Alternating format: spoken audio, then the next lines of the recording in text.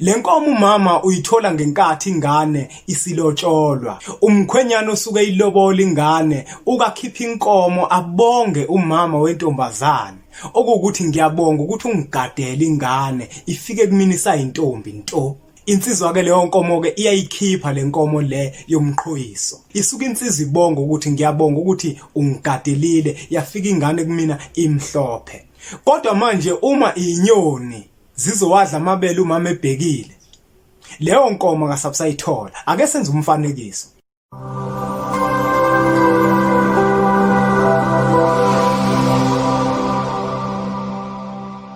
Kwathi ngithi kunina benkashana kaMenzi yaphuza umlaza angameva yaphula umlilo ngamahlamvu abanye bocima ngamanzi. Nina belembe leqamanye amalembe ngokukhalipha uShaka kashayeka ngemanzi ngesaba ukuthi uShaka kuyinkosi yasemashobeni. Nginibikelela umhlaba wonke nasendaweni zonke la kufinyela khona lo mfanekiso oqoshiwe. Ibizo lami ngumlekeleli wakambanjwa, kanti insizwa zingibiza ngonduna kaNdaba. Untombi ziyamncumela, insizwa ziyamkhomba. Isilwane esincane saphuma ehlathini ekseni ngovivi sazivuthulula ngoba sigcwele amabethe. Ikholo elikholwa ngenhliziyo engalibhana kancane esontweni ugxamugxama umsathe inkakane lakhala lathi ngahamba lithese lo sithe lathi ngahamba. Bathi umuntu wentombi ezithi zingawubuka amaqede kuhluma ihlahla sothando ngaphakathi enhlizweni ixega isimilo sikhohla amasokazo. Bathi umjabulelo okumamatheka komkakhe ngoba njalo umemamatheka kuthi faca. Umshana ke lo wakofuze fulelo mashiya amahla ngathi azoshumayela. Umzukulu kaMdumo, uMdumo kaThumbo, uThumbo kaPheshe, uPheshe kaMaguyane, uMaguyane kaVaphi, uVaphi kaNokhonjo. Asibonge kakhulu ke ngokuthi usubscribe la kwi-channel yethu Impunga Yesintu TV. Siphinde futhi sikwamukele uma ukuthi usanda kusijoyina kwi-channel yethu ke la sifundisana khona izinto ezithinta isintu sethu thina njenganabantu abampisholo. Sike sibuke ngamehlo omqondo izikhathi zasendulo ukuthi kwakwenzakalani esikhathini sanamuhla thina sesenzani. Ungakhohlwa ke njalo ukuzitholela incwadi zempunga yesintu ezifundisa ngesintu sethu thina njenganabantu abampisholo, ezithinta futhi ezinye zezihloko esike sizithinte la kwi-channel yethu Impunga Yesintu TV. Ikhona incwadi esihloko sithi sithini isintu okuyincwadi yethu yokuqala, kanjalo nencwadi esihloko sithi amava ahlabahlosile okuyincwadi yethu yesibili. Namuhla ke bafowethu ngifisa ukuthi ngikhulume ngenkomo kaMama. Abantu abaningi bayaba nemibuzo beshaya bathi impunga yesintu kungabe inkomo kaMama ikhokhwa umuntu onjani? Kungabe inkomo kaMama kufanele yini ukuthi uyikhokhe uma wena njenganensizwa usulobolo wesifazane kodwa ungazange uzoyifica? Kodwa ngisimo sokuthi ke la kwi-channel yethu Impunga Yesintu TV ila sifundisana khona thina sabantu, ngoba abantu abaningi ukuthola ukuthi ngempela izinto mabezenza abazazi ngempela. Abanye uthola ukuthi bayazazi kodwa manje benza ngamabomu, isintu basilahla ngamabomu. Namuhla bafethu ngifuna uqale ngichaze ukuthi masikhuluma ngenkomo yaMama suke sikhuluma ngani. Masikhuluma ngenkomo yaMama bafethu suke sikhuluma ngenkomo kaMama. Inkomo le ebizwa ngokuthi inkomo yomqhoyiso.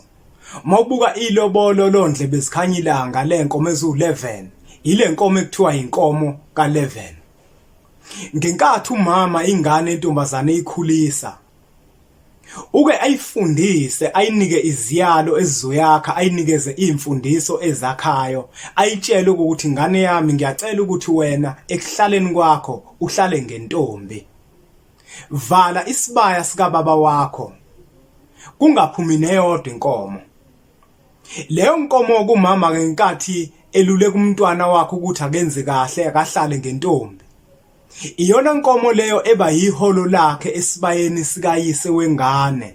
Okuwukuthi njengoba isibaya sikayise wengane sinenkomo, uma unini ingane eyiluleke kahle, wayifundisa kahle ukuziphatha kahle, iyona nkomo ke leyo kayo bese holelwa ngayo ukuthi ukwazile ingane ukuthi ayifundise ukuziphatha kahle. Uyithola nini lenkomo? Lenkomo umama uyithola ngenkathi ingane isilotsholwa. Umkhwenyana osuke ilobola ingane ukakhipha inkomo abonge umama wentombazane. Okuwukuthi ngiyabonga ukuthi ungigadele ingane ifike kumina isayintombi nto.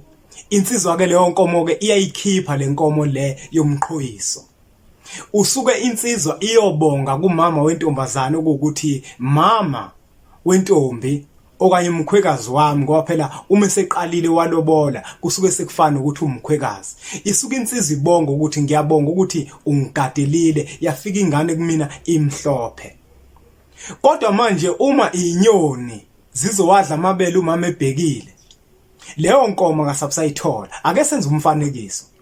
Uthola ukuthi ingane yentombazana umama uzehluleka ukuyigada. Uma ehluleka ukuyigada ingane yentombazana umama bese abafana bayakuthatha umntombi. Bese kufika omunye umfana usezolobola. Ngenkathi efika lo munye umfana esezolobola, umama ngeke phela asayithola leyo nkomo kulomfana ozolobola. Ngoba akuyena othathe umntombi bentombazane, akuyena ongene esibayeni sika baba wentombazane wathatha inkomo, kodwa omunye umuntu ongene esibayeni wathatha inkomo. Umama yena uma ukuthi uyayifuna leyo nkomo, kusuke kufanele ukuthi akhulume nengane yakhe yentombazane, ayibuze ukuthi ubani owangena esibayeni sikayihlo wathatha umntombi bakho wabe seyithatha lenkomo. Bese kubuyena lo muntu okuyena okhokha inkomo kaMama. Umuntu ongayificanga inkomo kaMama akayikhokhi.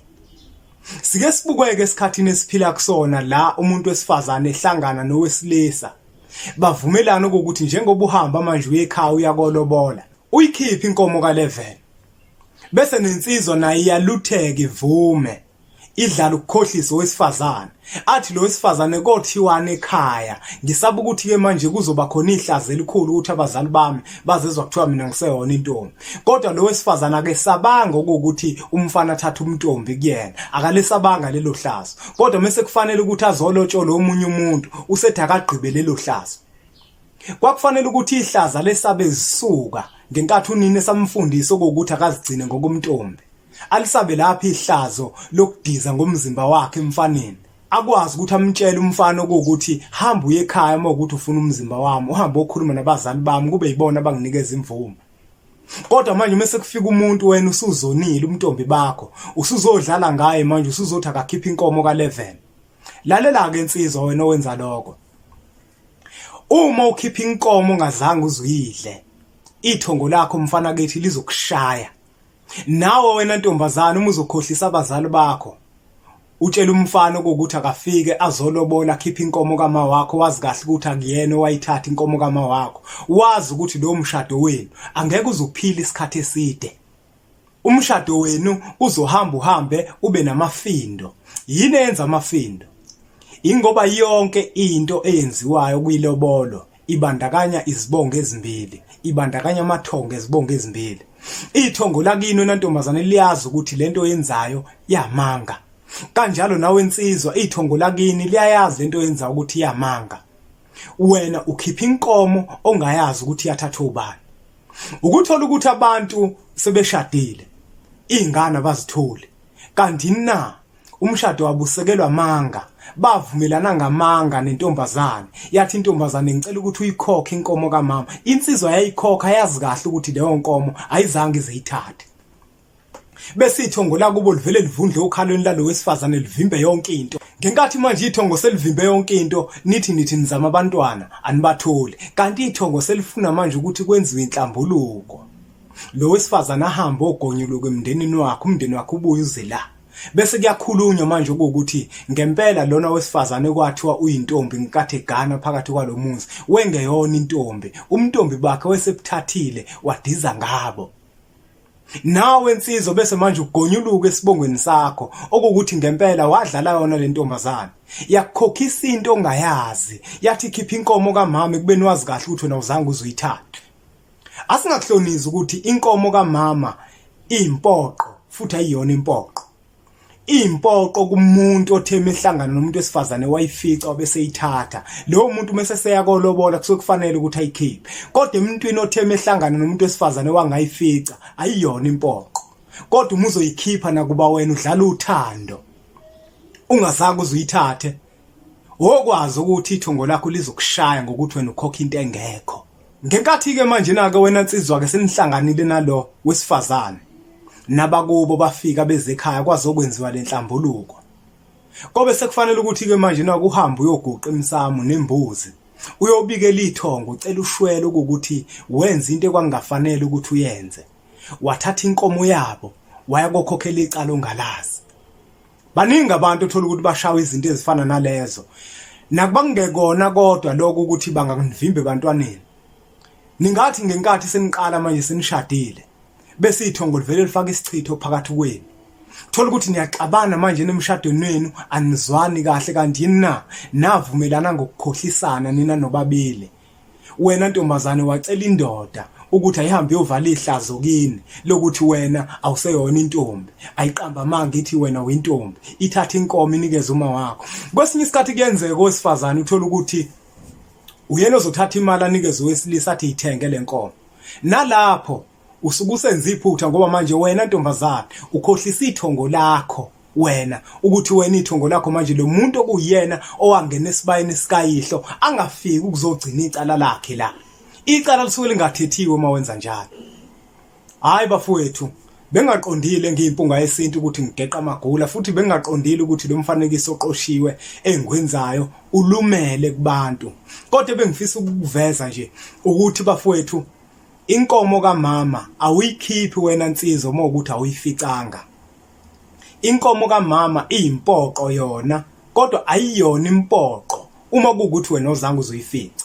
Impoqo kuwena othola ukuthi uthe mawuhlangana nentombazane wayifica, kodwa kuwena ongazange uzoyifica awuyikhiphi bafowethu, ngoba uma uyikhiphile usuke uzixabanisa nethongo lakho ekubeni wazi kahle ukuthi awuzange uzoyithatha. Angageqike bafowethu amagula.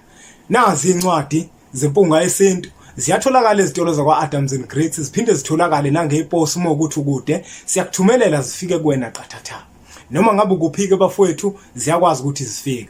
Ngiyacela kubafowethu ukuthi niqhubeke nisubscribe la kwi-channel yethu Impunga Yesintu TV bese niphinde futhi imfanekiso eqoshiwe nidlulisele nakwabanye. Ake sithi ke nje impunga washaya kamnandi umoya, umoya womkhoma zwangikhumbuza indaba kaMsengiyane. Washaya kamnandi umoya, umoya womkhoma zwangikhumbuza umthunzi hlahla hlahla hlahla somthole sahle sibuzo lotshani.